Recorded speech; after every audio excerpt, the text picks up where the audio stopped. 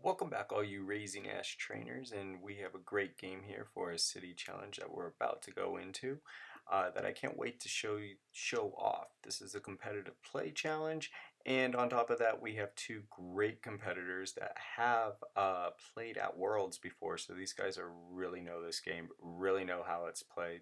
I'm just hoping I can keep my commentary up with how these guys play because these guys are on fire when they play. So I went ahead and speed up the tape so we don't have to, because it is a long game, so it is sped up a little bit. And right now we're going to go ahead and wait for the judge to call it.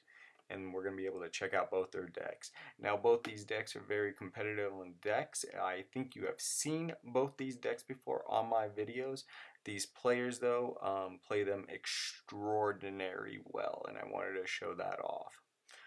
So we waiting on the judge, waiting on the judge. And half of me's thinking I should have edited this part. So, alright, here we go. We have Seismitoad against Vespquen. Now, it would be amazing that you would think that Seismitoad, oh, he's going to drop that Juniper right now, and he's going to discard that DCE, which is a massive play, but he is going to get a Combi inside his deck, which he needs to do, because Seismitoad is weak to grass. So if you can hit Seismitoad up, it's a real free, oh, he's going to Unknown, it's basically a free 2-card exchange. So, oh, whoa, Tropical Beach just hit. Now, back in the day, that was about a $200 card. Now it is a little less than that, but it allows you to draw up to 7, so each player can draw up to 7 when they discard.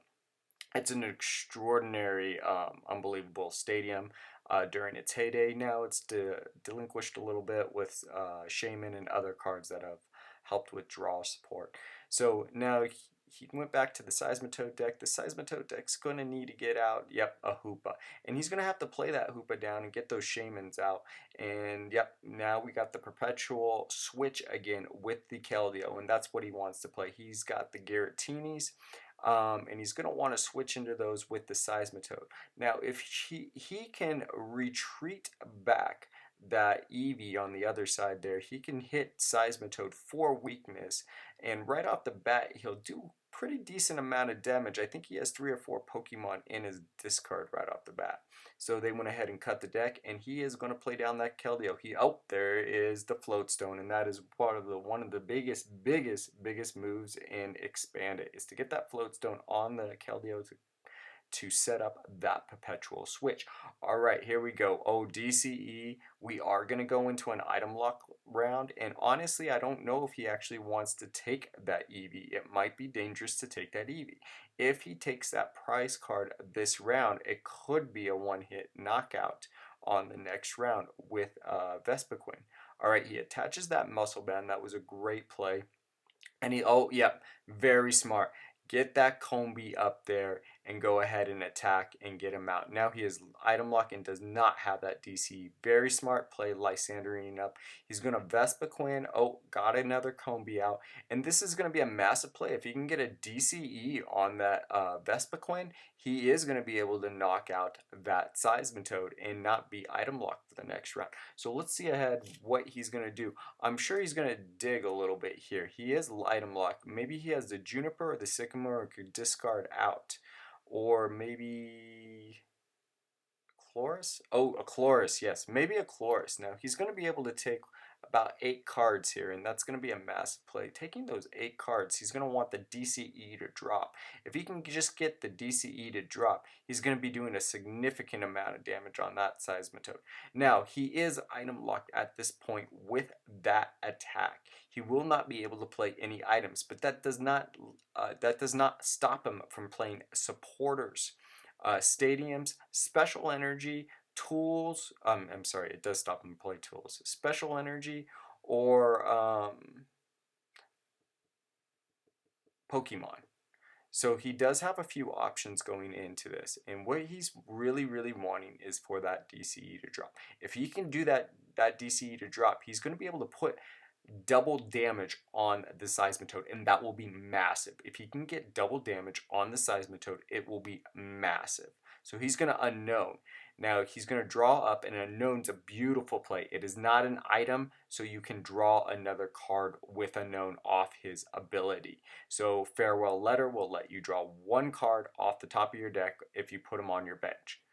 So he's going to search through his deck. And right now, remember, he has dropped 2 DCEs, which is massive. So to get, oh, he does get it.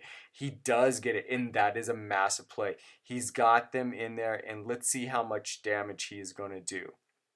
Oh my gosh, that is double damage. He is doing 120 on a Seismitoad. Now, let's go back to here on the Seismitoad deck.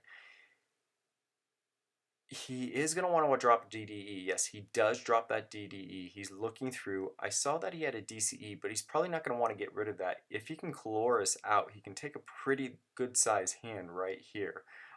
He could Lysander something up like the Flareon and do double damage on him with the Seismitoad, as Flareon is weak to water. That might be my play, just to knock him out and to play the price card exchange, so I knew I'd have two, even though Vespiquen was taking two. Then I can knock Vespiquen out with the Giratina. I did see the VS Seeker in him, and I don't know if he's going to opt for that play. Oh, he opts for the Combi instead. He's going to go ahead and take the Combi. Wow, wow. Massive play, massive play. Now, he wants to take that Combi out because he is weak to Combis, but he knows he has 2 DCEs in there. Oh, wow. He's going to attach the fire energy there, and that's going to be massive. He's already charging up another Vengeance on Flareon. So on his next turn, he will have another charge. Let's see what's happening here. The thing about world competitors is that they take their time. This isn't a fast game with them. This is a strategy game. And when you watch actual world competitors play, they are slow with their moves.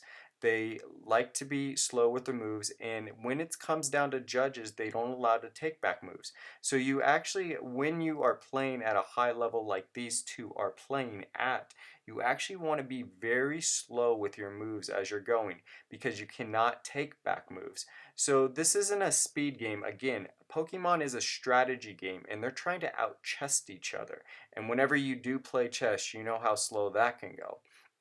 So he's going to draw up. He's going to end. They're both going to shuffle their hands in their deck and take the amount of prize cards. He's going to take 6, and the other one's going to take 4, which is massive. So he's limited his deck. I did see a Juniper draw on the Seismitoad deck. So the limit of the 4 won't actually work on this type of play. He's going to knock out that Seismitoad. That's a massive play right there. Being able to knock out that Seismitoad right there is going to free up his items for the next round. Now, here we go. Back to the Giratina Seismitoad deck.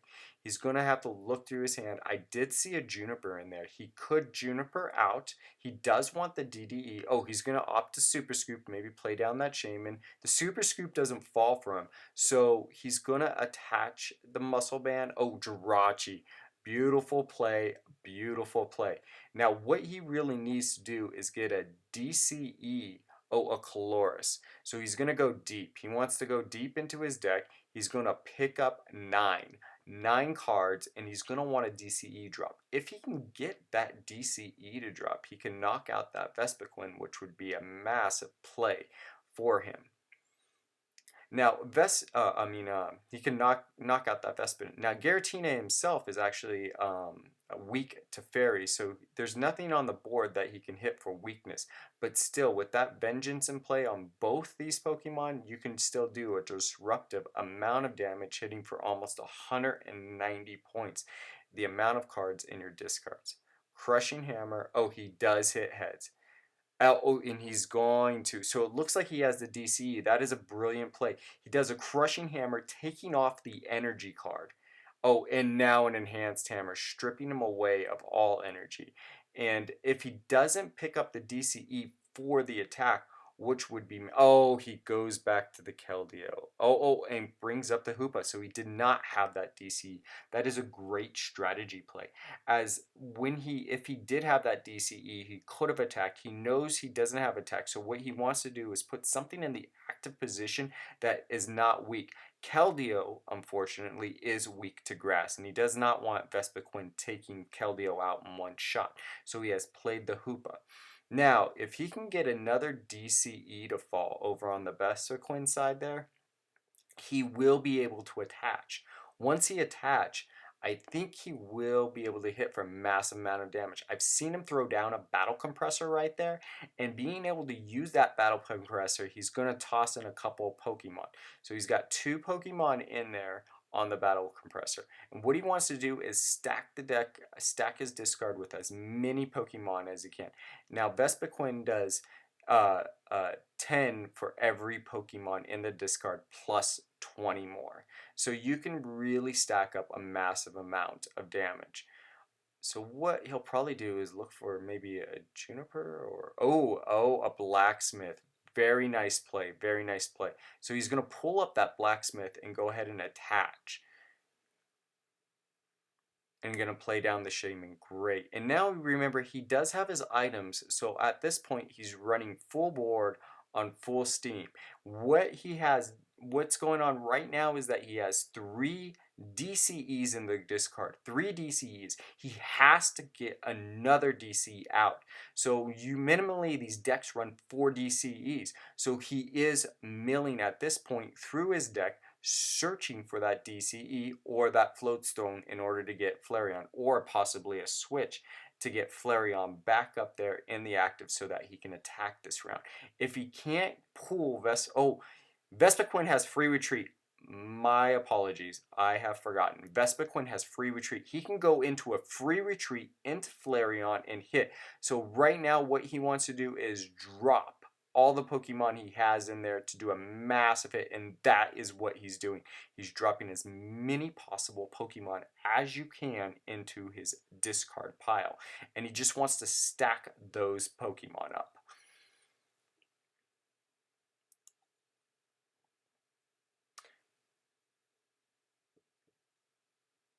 So he's probably searching at this point for anything he has. I saw a Buddy go in there. Yep, he's going to throw another unknown. He's going to get a Shaman in there. Now it's the amount of Pokemon, and he's going to toss in his AZ. So he's really, really trying to dig for the one-hit knockout on the Hoopa. If he could manage the one-hit knockout on the Hoopa, he'll be able to go up two more prize cards. And the count will be 4-2.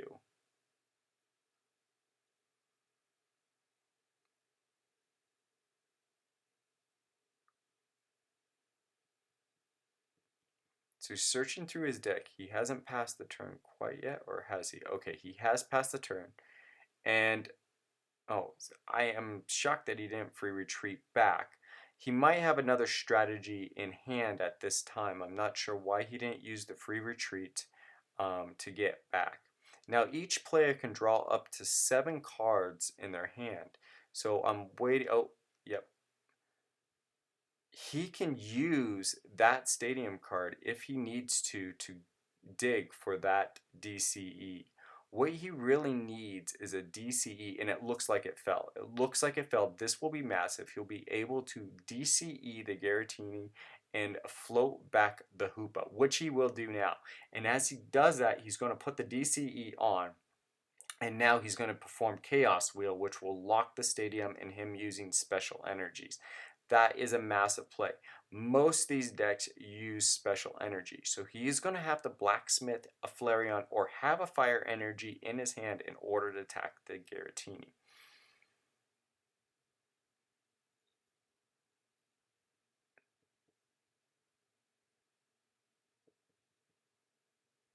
Now he puts up that Vespiquen because that Vespiquen, as I said, has free retreat. So he knows he can get the Vespiquen out of the active. Because there's no charge in her retreat. Oh, he did have the fire energy, so he'll want a free retreat into the Flareon and bring the Flareon up. I think by then he'll have enough Pokemon for the total one. Yep, he's going to battle compress again for the 170 on it. Now, if you look at the Giratina Toad deck, he doesn't look like he has anything else charged. It will take him, unless he can get a Seismitoad out, the Giratinas take 2 turns to charge. So this is a massive play. And as you could see, watching the strategy unfold is definitely completely different than how I would have played it, where I would have taken the Hoopa and he tried to hold out for the Giratina, and that's why these guys are world competitors and are very good at this game.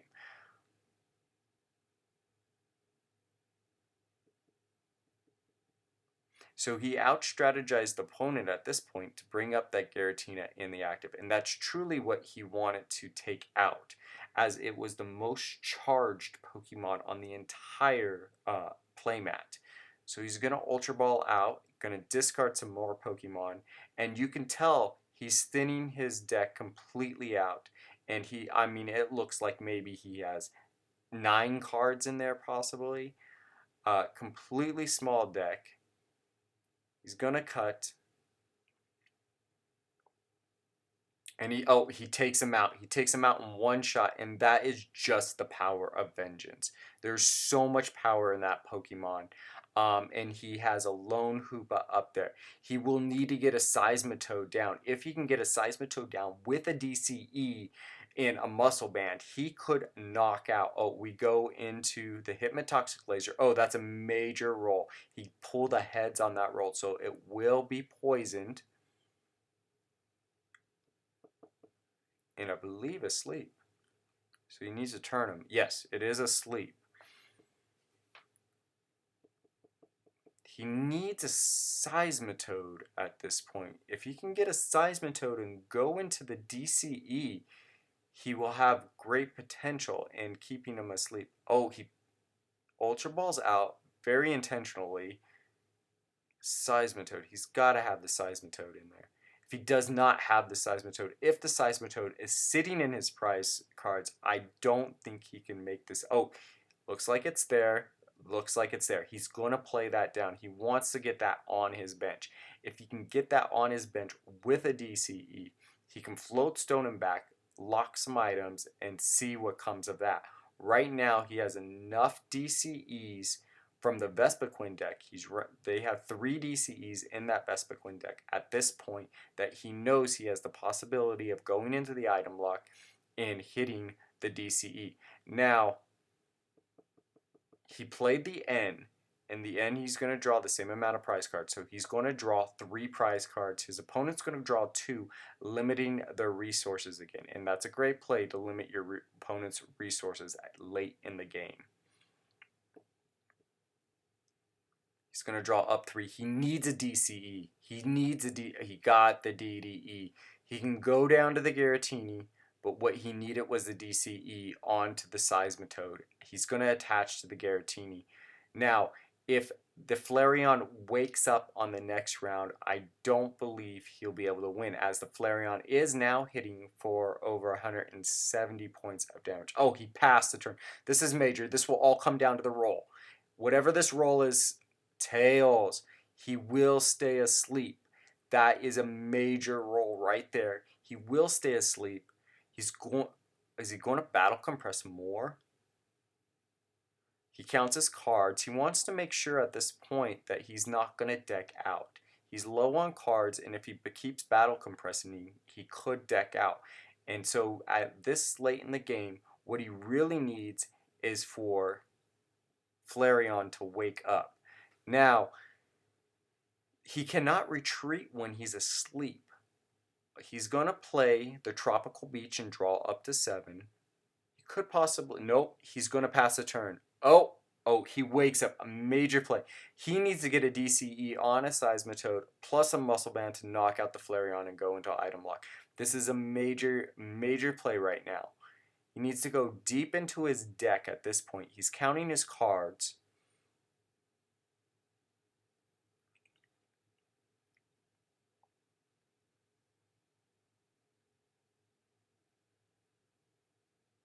He's looking through the other opponent's cards. He really wants to see how many DCEs he has, how much damage he's possibly going to be doing on him. He knows he's hitting over 170, which is a knockout on the Hoopa. Now, the Flareon has woken up, which is huge. That's a huge heads right there. He's going to try and put him back to sleep. He needs to sleep the Flareon. Heads. That is major, major. If he can keep the Flareon asleep, for the turn, he can really get back into this game. What he needs off of that VS Seeker there, and he went ahead and end. It doesn't look like they played the card at sometimes in the competitive world, because they know the cards so well that they'll play the card and yell out what they're going to search for, and um, the opponent will accept that as okay. Looks like he's searching for the end because they're both shuffling their decks back in. And he's going to draw up to 3. Now, I think I would have gone for the Chloris. Maybe he'll draw up to 3, play the Tropical Beach. He does get 3. He can play the Tropical Beach and draw 3 more. He's going to Head Ringer. He's going to Crushing Hammer. Great way to get his cards out of his hand. He can Tropical Beach again. Oh, he passes the turn. He doesn't use Tropical Beach. Okay. So really all he has to... Oh, that's major heads. He's going to wait. That's the end of the game. That is the end of the game. Flareon was going to do 170 on them. And that was a masterfully played game by 2 great competitors. And again, these are very slow and deliberate games at this level of competition, where they are slowly looking through all their cards. There's just so many variables in competitive play when you're playing live, that it's just amazing how slow and deliberate they have to play in order to keep track of all the many variables going on in the game. Thank you for tuning in to Raising Ash, and you guys have a great day, time, evening, wherever you are. This is Raising Ash out.